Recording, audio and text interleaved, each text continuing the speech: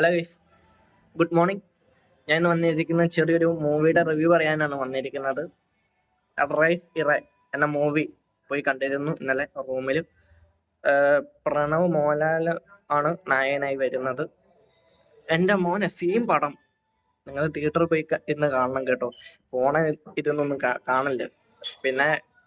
പിന്നെ theatre experience ഒക്കെ പറയുകയാണെങ്കിൽ നല്ല ഒന്നും പറയാനില്ല.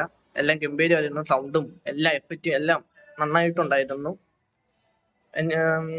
എല്ലാം കൊള്ളായിരുന്നു. പിന്നെ ആക്ടിങ്ങിനെ കുറിച്ച് പറയുകയാണെങ്കിൽ പ്രണവ് മോഹൻലാലിന്റെ ഒരു രക്ഷയില്ലാത്ത ആക്ടിങ് ആയിരുന്നു. വളരെ നീറ്റായിട്ട് കൊണ്ടുപോയി. പിന്നെ ഉള്ളത് ജയചേച്ചിയുടെ ആക്ടിങ് ആണ്. എൻ്റെ മോനെ സീൻ എന്തൊന്നും പറയാനില്ല. ജയചേച്ചിയുടെ ആക്ടിങ് പിന്നെ എന്താന്ന് വെച്ചാൽ ചെറുക്കനുണ്ടായിരുന്നു. അവന്റെ പേര് എനിക്ക് കൃത്യമായിട്ട് അറിയത്തില്ല കേട്ടോ. നിങ്ങൾക്കറിയാൻ താരം ഒന്ന് കമന്റ് ചെയ്യണേ.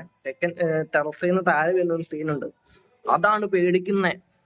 ഞാനൊക്കെ പേടിച്ചു പോയി. അയ്യോ, സീൻ പടം. പിന്നെ സുസ്മിത ചേച്ചി ഉണ്ട് ഇതിനകത്ത്.